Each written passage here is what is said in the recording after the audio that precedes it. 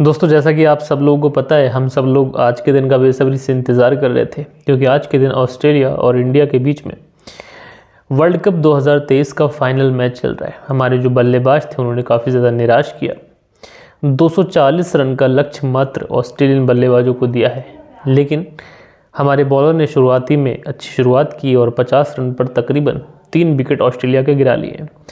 हम लोग यही उम्मीद करते हैं, बल्लेबाजों ने तो हमें निराश किया है, हम लोग यही दुआ कर सकते हैं कि जो हमारे बॉलर हैं वो हमारा ये वर्ल्ड कप का सपना पूरा कर दें। और दोस्तों, मैं आप सभी लोगों से यही कहना चाहूँगा कि आप लोग भी दुआ करिए कि भारत इस बार वर्ल्ड चैम्पियन बन जाए। बहरहाल दोस्तों, आज की जो कहानी मैं आप लोग को सुनाऊँगा, कहीं ना कहीं ये कहानी एक ऐसी महिला की कहानी है जो अपनी ख्वाहिशों को, अपनी ज़रूरतों को पूरा करने के लिए एक ऐसे रास्ते पे निकल पड़ती है जिसका जो उसे खामियाजा भुगतना पड़ता है, यकीनन इस बात का अंदाज़ा उसे भी नहीं था। कहते हैं दोस्तों कि वक्त से पहले और किस्मत से ज़्यादा किसी भी व्यक्ति को नहीं मिलता, इसलिए इंसान को बस मेहनत करना चाहिए और जितना उसे मिला हो उसमें खुश रहना चाहिए। लेकिन आजकल आप लोग देखते हैं कि लोग मेहनत तो नहीं करते, बल्कि शोहरत और नाम कमाने के लिए कुछ शॉर्टकट का रास्ता इस्तेमाल करते हैं, और वही रास्ता इस महिला ने इस्तेमाल किया और उसकी वजह से इस महिला को अपनी जान गंवानी पड़ी। और दोस्तों, पुलिस ने जब इस पूरी घटना का खुलासा किया, यकीनन जब ये घटना लोगों तक पहुंची तो लोग भी हैरान थे, परेशान थे। तो दोस्तों, रात के 10 बज चुके हैं और मैं हूं आप सभी का अपना शाबेज़ मलिक, और हाज़िर हूं मैं आप लोगों के सामने एक और क्राइम की कहानी को लेके, एक और क्राइम की घटना को लेके।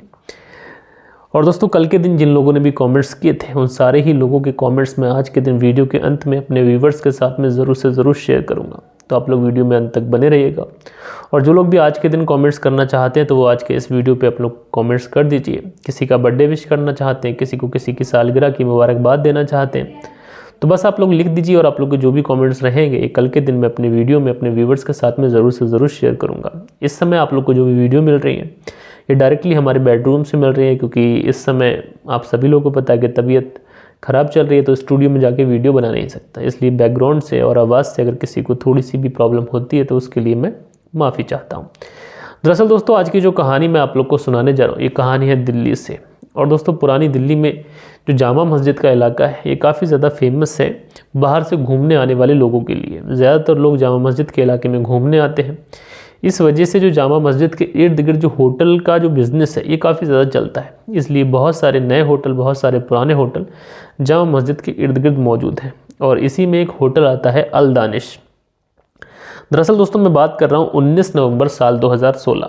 19 नवंबर साल 2016 को अल दानिश होटल के रिसेप्शन पे एक महिला और एक व्यक्ति, एक पुरुष, ये दोनों आते हैं। और ये अल दानिश होटल में जो रिसेप्शन पे आते हैं तो वहाँ पर जो मैनेजर होते हैं सोहेल अहमद, ये उनसे कहते हैं कि दरअसल उन्हें कमरा एक किराए पे चाहिए, ये मस्जिद देखने के लिए आए हैं।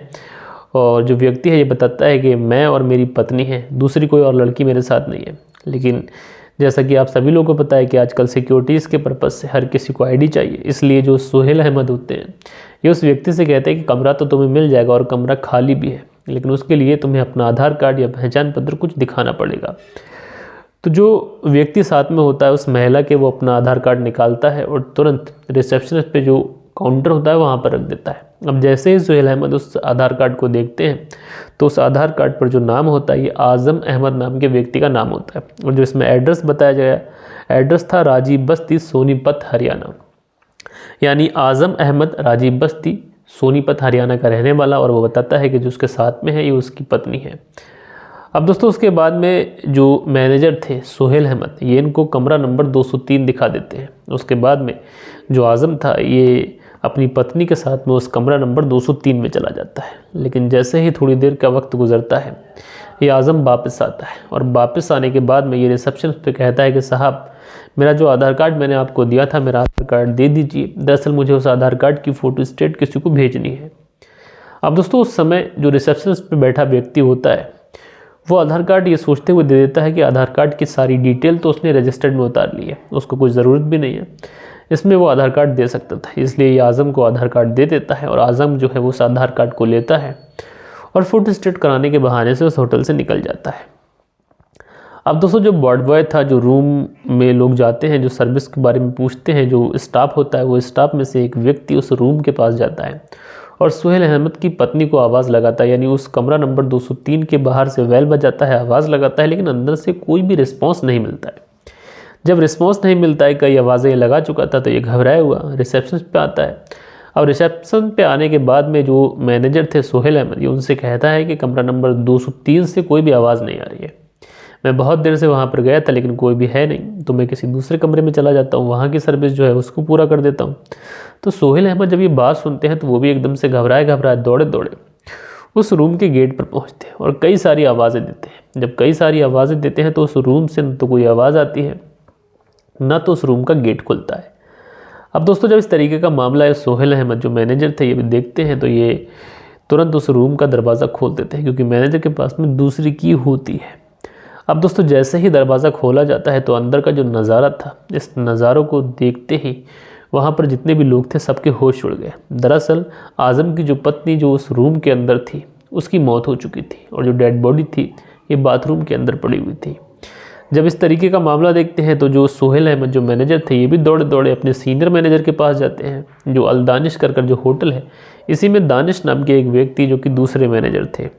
अब दानिश से सुहेल अहमद पूरी बात बताते हैं, उससे कहते हैं कि ऐसा ऐसा हो गया है, कमरा नंबर 203 के अंदर 2 लोग रुकने के लिए आए थे और वो व्यक्ति कहीं बाहर गया हुआ है, लेकिन इसकी जो पत्नी है उसकी हत्या हो चुकी है।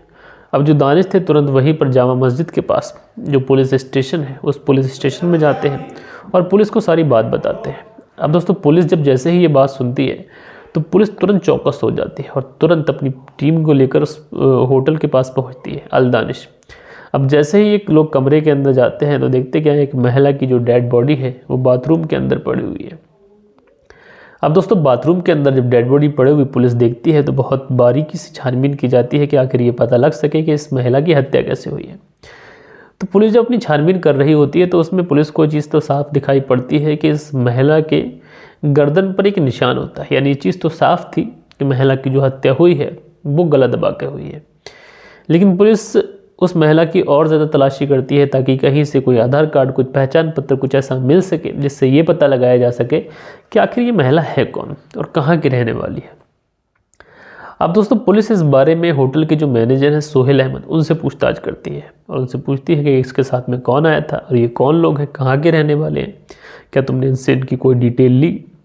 तो जो सुहेल अहमद है ये बताते हैं कि साहब, ये जो महिला है इसके पति का नाम आज़म अहमद है, आज़म अहमद, जिसकी पूरी डिटेल हमने अपने नोटबुक में, अपनी डायरी में नोट की है। अब उसके बाद में पुलिस उस डेड बॉडी को अपनी कस्टडी में लेती है और पोस्टमार्टम के लिए भेजती है। इधर जो होटल के जो मैनेजर थे सुहेल अहमद, इनसे वो एड्रेस लिया जाता है। एड्रेस था राजीव बस्ती, सोनीपत, हरियाणा। और जो एड्रेस बताया गया था, पुलिस उसी एड्रेस पर छापा मारती है और जब पुलिस वहाँ पर पहुँचती है तो पुलिस को पता चलता है कि जो आज़म अहमद है जहाँ पे रहता था, दरअसल उस मकान मालिक से जब पता किया जाता है तो पता चलता है कि आज़म अहमद यहाँ पे किराए पे रहता था। अब दोस्तों, जब किराए पे रहने की बात आती है तो कहीं ना कहीं पुलिस को अब थोड़ा मुश्किल मालूम पड़ती है कि अब इस केस का खुलासा कैसे होगा। लेकिन जो मकान मालिक था वो आगे एक बात बताता है, वो बताता है कि साहब, जो आज़म अहमद था ये यहाँ पर किराए पर रहता था, लेकिन इसके जो माता पिता हैं मोहम्मद सलीम और इसकी जो माँ है शबीना, ये इसी राजीव नगर के, राजीव बस्ती के मकान नंबर 1109/10 में रहते हैं। अब उसके बाद में पुलिस जो है वो मकान मालिक के बताए हुए एड्रेस पर उस जगह पहुंच जाती है। अब दोस्तों, पुलिस जब उस जगह पहुंचती है तो पुलिस को वो जो आज़म था वो अपने ही घर के अंदर बेडरूम पर सोया हुआ मिलता है।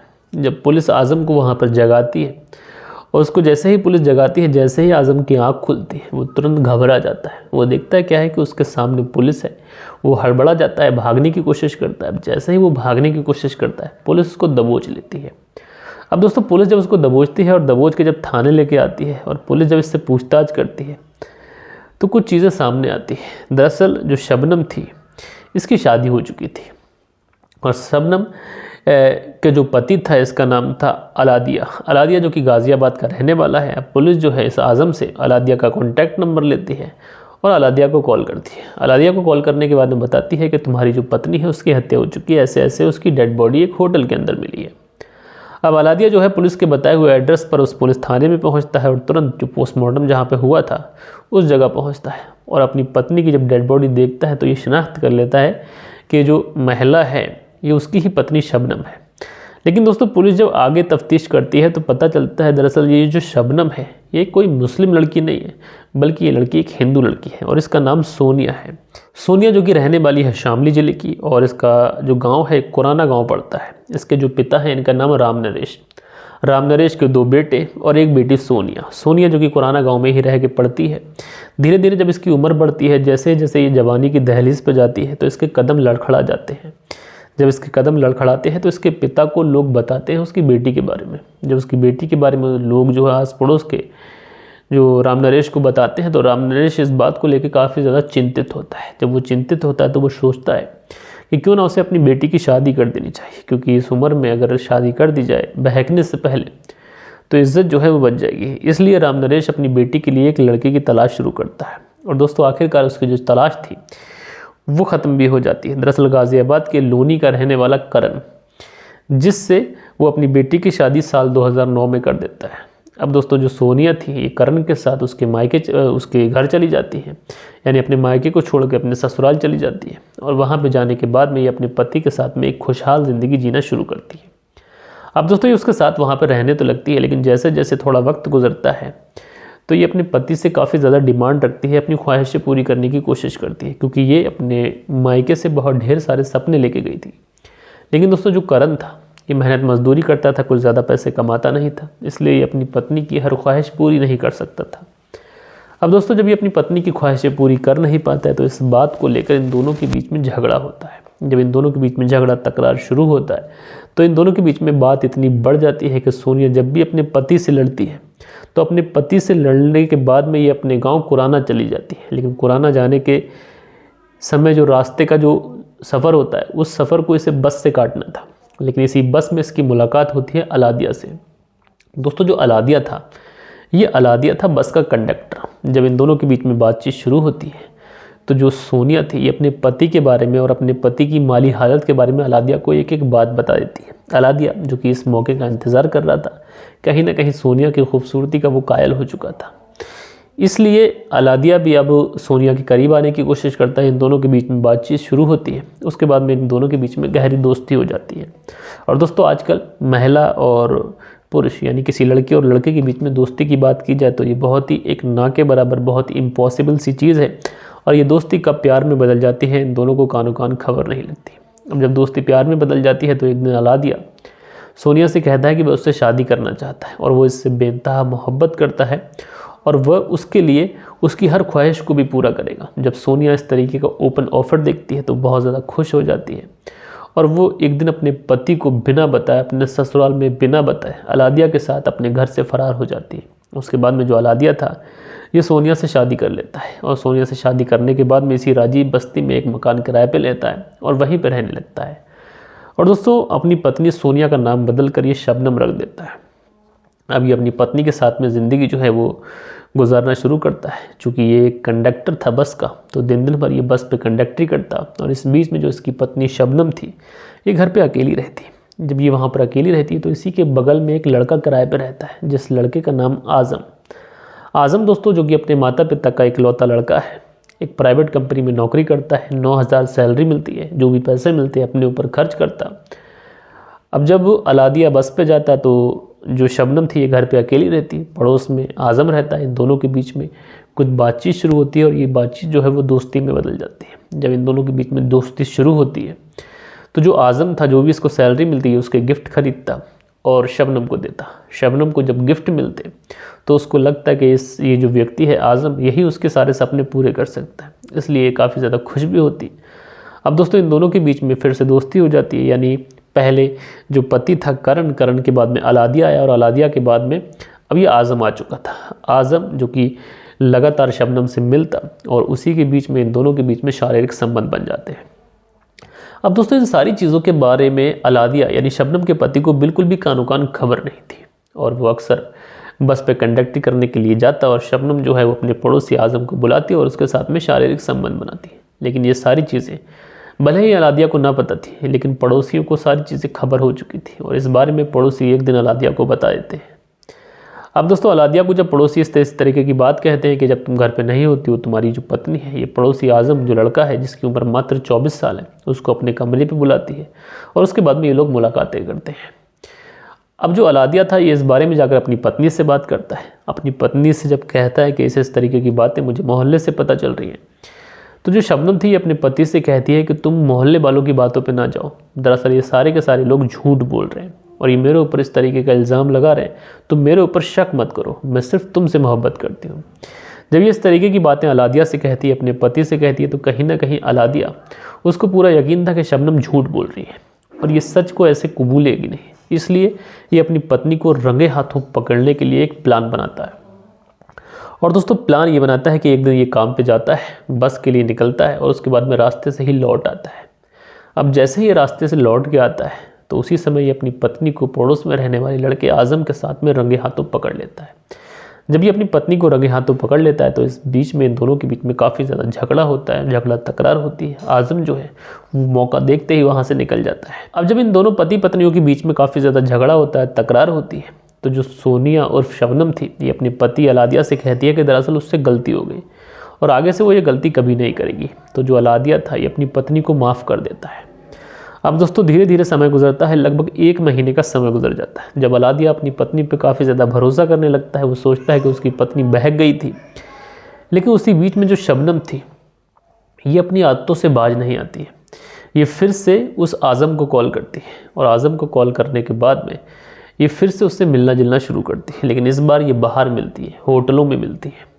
होटलों में जाती है, वहाँ पे शारीरिक संबंध बनाती है। लेकिन कहते हैं ना दोस्तों कि इश्क और मुश्क छुपाए छुपता नहीं, इसलिए फिर से बातें सारी की सारी अलादिया को पता चल जाती है। जब इस बार अलादिया को पता चलती है तो अलादिया उस कमरे को खाली करता है और वहाँ से हमेशा हमेशा के लिए जाकर दिल्ली चला जाता है। जब ये दिल्ली पहुँचता है तो ये सोचता है कि सारी चीज़ों को ये छोड़ आया है, यानी उस बस्ती से ही ये दूर आ गया है, अब सारी चीज़ें नॉर्मल हो जाएगी। लेकिन जो इसकी पत्नी थी उसको एक तरीके से आज़म की लत लग चुकी थी। अब वो एक दिन फिर से यानी 19 नवंबर साल 2016 को आज़म को कॉल करती है और उससे कहती है कि प्रतापगढ़ बस अड्डे पे वह तुम्हारा इंतज़ार कर रही है, तुम उससे मिलने के लिए आ जाओ। जो आज़म था वो तुरंत उतावला हो जाता है और प्रतापगढ़ बस अड्डे पे पहुंचता है। वहाँ से ये दोनों निकलते हैं, जामा मस्जिद पहुंचते हैं, अलदानिश होटल पहुंचते हैं और रूम नंबर 203 बुक करते हैं। उसके बाद में ये लोग उस रूम में जाने के बाद में शारीरिक संबंध बनाते हैं और वहाँ पर जब संबंध बना लेते हैं एक दूसरे से, तो जो शबनम थी ये आज़म से कहती है कि दरअसल उसे 10,000 रुपये की बहुत सख्त ज़रूरत है और उसे 10,000 रुपये चाहिए ही चाहिए। लेकिन आज़म जो था ये कहते हुए इनकार कर देता है कि उसके पास इस समय 10,000 रुपये हैं ही नहीं। अब जब शबनम इस तरीके की बातें सुनती है कि उसके पास 10,000 रुपये नहीं है, वो उसके लिए 10,000 रुपये जमा नहीं कर सकता, ये आज़म के ऊपर आग बबूला हो जाती है, उस पर गुस्सा करने लगती है, लड़ाई झगड़ा करने लगती है। उससे कहती है कि अगर तुम मुझे 10,000 रुपये नहीं दे सकते तो तुम मेरे पीछे पड़े ही क्यों? अगर तुम मेरे शौक़ पूरे नहीं कर सकते तो बेहतर यही है कि तुम मेरा पीछा छोड़ दो। और ये सब कहते हुए वो आज़म को एक ज़ोरदार तमाचा मार देती है। जब वो आज़म को एक ज़ोरदार तमाचा मारती है तो आज़म इस बात से आग बबूला हो जाता है और उसको उसी की दुपट्टे से, जो उसका चुनरी था, उसी से उसकी गर्दन को जब तक दबाता है कि जब तक उसकी मौत नहीं हो जाती है। अब जैसे ही शबनम की मौत होती है, आज़म जब होश में आता है तो वो सोचता है कि उसने क्या कर दिया। फिर उसके बाद में वो अपने आप को बचाने के लिए एक प्लान बनाता है, एक षड्यंत्र रचता है। उसकी डेड बॉडी को खचेड़ के बाथरूम के अंदर लेके जाता है और वहाँ से उसका मोबाइल, उसका पर्स अपने साथ लेता है, रिसेप्शन पे जाता है, वहाँ से अपना आधार कार्ड लेता है किसी बहाने से और वहाँ से निकल जाता है। रास्ते में उसका मोबाइल फेंकता है, उसका पर्स फेंकता है और अपने घर पहुँच जाता है। बाकी दोस्तों जब पुलिस को आज़म ये पूरी बात बताता है तो कहीं ना कहीं पुलिस भी हैरान थी, परेशान थी। दोस्तों आज की ये कहानी एक ऐसी कहानी थी कि एक महिला ने अपने शौक़ के चक्कर में, अपनी ख्वाहिशों के चक्कर में न जाने कितने लोगों की ज़िंदगी बर्बाद की और साथ के साथ अपनी ज़िंदगी भी ख़त्म कर ली। पहले उसने करण को धोखा दिया, उसके बाद अलादिया को धोखा दिया और उसके बाद में उसकी जो ज़िंदगी थी वो हमेशा हमेशा के लिए ख़त्म हो गई। आप लोग इस पूरी घटना में किसी कसूरवार मानते हैं और आज़म को क्या सज़ा मिलना चाहिए, ये भी आप लोग कमेंट्स बॉक्स में ज़रूर से ज़रूर ड्रॉप करिएगा। और दोस्तों कल के दिन जिन लोगों ने भी कमेंट्स किए थे, अब वक्त होता है उन लोगों के कमेंट्स पढ़ने का। सो दोस्तों हमारे वीडियो में कल के दिन जो कमेंट्स आए थे, इसमें जो सबसे पहला कमेंट्स है ये ऊषा करके आईडी है। ये लिखती है, मैं पहली बार आपकी वीडियो सुन रही हूँ, सटीक भाषा में आपने पूरी हकीकत सुनाई है। तो दीदी आपका बहुत बहुत धन्यवाद कि आपने हमारी वीडियो देखी और उस पर अपना एक प्यारा सा कमेंट्स भी किया। उसके बाद में मोहत कनौजिया हैं लिखते हैं लव फ्रॉम लखनऊ, लखनऊ से हमारी कहानी देखते हैं। तो मोहित जी आपका बहुत बहुत धन्यवाद। उसके बाद में हमारे बहुत पुराने व्यूवर्स हैं, बहुत अच्छे कमेंट्स करते हैं और ये लिखते हैं dear first take care of your health, there is a lot of time for a story, wishing you for fast recovery, Subodh Kumar ji. तो सुबोध कुमार जी लिखते हैं कि डियर आप रेस्ट कीजिए और उसके बाद में काफ़ी टाइम है, स्टोरी फिर कभी सुनाइएगा और मैं दुआ करता हूँ, कामना करता हूँ कि आपकी जो सेहत है ये बहुत जल्दी से अच्छी हो जाए। तो सुबोध कुमार जी, मैं बहुत आराम से रिलैक्स में बैठकर अपने बेडरूम के अंदर वीडियो बना रहा हूँ। फ़िलहाल तबीयत थोड़ी ठीक है और आप लोगों की दुआ है। इसी तरीके से आपके बिना भी मुझसे रुका नहीं जाता, इसलिए बस आपके साथ हूँ। उसके बाद में संतोष हैं, लिखते हैं सर आप अच्छे हो जाइए। तो संतोष जी आपका बहुत बहुत धन्यवाद। उसके बाद में जाहिद हैं, ये लिखते हैं गेट वेल सून ब्रदर। तो जाहिद जी जो नेपाल से हमारी कहानी सुनते हैं, भाई आपका बहुत बहुत धन्यवाद। उसके बाद में अनुज गोदारा जी हैं, ये लिखते हैं बहुत बहुत शुक्रिया सर जी, आप ठीक होकर हॉस्पिटल से आ गए हैं, मालिक आपको सुखी रखे। तो भाई अनुज जी आपका बहुत बहुत धन्यवाद। उसके बाद में मोहित हैं, लिखते हैं गेट वेल सून ब्रदर। तो मोहित जी आपका बहुत बहुत धन्यवाद। उसके बाद में जो अगला कमेंट से ये है गंगू ब्लॉग करके आईडी है, ये लिखते हैं बहुत शानदार तरीके से आपने इस कहानी को सुनाया, बहुत ही बढ़िया, ऐसे ही आगे कहानियाँ सुनाते रहिए। तो गंगू जी आपका बहुत बहुत धन्यवाद कि आपने हमारी कहानी सुनी, उसको अच्छा बताया और अपना प्यारा सा कमेंट्स भी किया। उसके बाद में शहाबुद्दीन जी कमेंट्स करते हैं, एक हार्ट बनाते हैं। तो शहाबुद्दीन जी आपका बहुत बहुत धन्यवाद। ज्ञान सिंह हैं, लिखते हैं मलिक साहब सत श्री अकाल, आज आपकी आवाज़ में मेरी जन्मभूमि बीकानेर का नाम सुनकर मैं खुश हूँ, थैंक यू। तो ज्ञान सिंह जी आपका बहुत बहुत धन्यवाद कि रेगुलर आप हमारे व्यूवर्स बने हुए हैं और आप हमें अच्छे अच्छे कमेंट्स कर रहे हैं। उसके बाद जो अगला कमेंट्स आया, ये हमारे बड़े भाई ठाकुर पराखर सिंह, जो आप सभी लोगों को पता है पराखर ट्रू क्राइम जिनका चैनल है और जिन्होंने आज हमें इस मुकाम तक पहुंचाया भी, हमारी बहुत मदद भी की है और आप सबके चहीते भी हैं। तो ठाकुर जी आपका बहुत बहुत धन्यवाद और आपने मेरे लिए प्रे किया और साथ के साथ मेरा इतना साथ भी दिया है और इस बुरे वक्त में भी आप मेरे साथ खड़े हैं। उसके बाद में नासिर पठान जी हैं, जो 3 हार्ट बनाते हैं मेरे लिए, आपका बहुत बहुत धन्यवाद। सुदामा लिखते हैं, आपका बहुत बहुत धन्यवाद। उसके बाद में जो अगला कमेंट्स है ये सुनील कॉल करके, ये लिखते हैं take proper rest and then make videos health first. ये लिखते हैं कि आप थोड़ा सा रेस्ट कर लीजिए क्योंकि पहले सेहत है, उसके बाद वीडियो बनाइएगा। तो भाई बहुत आराम से बना रहा हूँ, खैर आप लोग की दुआ है कि अभी थोड़ा बेहतर महसूस कर रहा हूँ। उसके बाद में ब्लैक कैट करके आईडी है, ये लिखते हैं सर आपका बोलने का अंदाज़ बहुत ही अच्छा है, दुआएं करते हैं कि आपकी तबीयत अच्छी रहे। और सिर्फ S K Sharif from Harvard Calcutta, तो हार्वर्ड कलकत्ता से ये हमारी कहानी सुनते हैं। तो भाई आपका बहुत बहुत धन्यवाद। उसके बाद में लिखते हैं too much disturbance this video, sorry for leaving this video. यानी हमारे माइक में जो प्रॉब्लम आ रही थी, 4 मिनट के लिए प्रॉब्लम आई थी, उसके बारे में ये हमारे भाई लिखते हैं। प्रेमेंद्रा कौर करके आईडी है इनकी और ये लिखते हैं कि मैं वीडियो छोड़ के जा रहा हूँ लेकिन उसके लिए माफ़ी चाहता हूँ। तो भाई मैं आपसे माफ़ी चाहता हूँ कि कल की वीडियो ने आपको थोड़ा डिस्टर्ब किया। उसके बाद में जो अगला कमेंट्स है ये विजयपाल हैं और ये लिखते हैं भाई आपकी तबीयत ठीक है। तो भाई पहले से थोड़ी ठीक है, आपकी दुआएं हैं। उसके बाद में जो अगला कमेंट्स है ये मुआज करके आईडी है, ये लिखते हैं मैं भी मालेगांव महाराष्ट्र से हूँ। तो भाई आपका बहुत बहुत धन्यवाद। उसके बाद में विमलेश शर्मा हैं, लिखते हैं सर आपकी तबीयत कैसी है, मैं दुआ करती हूँ आपके लिए। तो विमलेश दीदी जी आपका बहुत बहुत धन्यवाद, मेरी बहुत प्यारी बहन है, ये डेली कमेंट्स करती हैं। उसके बाद में जो अगला कमेंट्स है ये AMG है, ये लिखते हैं मर मर के क्यों बोल रहा है भाई, इतना पैसे के पीछे मत भाग। तो भाई सब काम पैसे के लिए नहीं होता है, कुछ जिम्मेदारियाँ होती हैं। आप लोगों से हमारा एक फैमिली की तरह रिश्ता है, तो आप लोगों के बिना रुका नहीं जाता। बस आ गए हैं यहाँ पे बैठ के वीडियो बना रहे हैं, आप लोगों की दुआएं हैं, पहले से थोड़े ठीक हैं। उसके बाद में सुनील त्यागी हैं, लिखते हैं भाई साहब तबीयत कैसी है। रेनू सुनील त्यागी सियाना बुलंदशहर से, दोनों पति पत्नी तबीयत फ़िलहाल थोड़ी ठीक है, आप दोनों का बहुत बहुत धन्यवाद कहना चाहूँगा। उसके बाद में डॉक्टर AK अग्निहोत्री प्रयागराज उत्तर प्रदेश से हमारी कहानी देखते हैं। उसके बाद में जो अगला कमेंट्स है ये यूज़र करके है। उसके बाद में विमलेश शर्मा। तो ये कुछ कमेंट्स थे जो कल के दिन हमारी वीडियोस पे आए थे।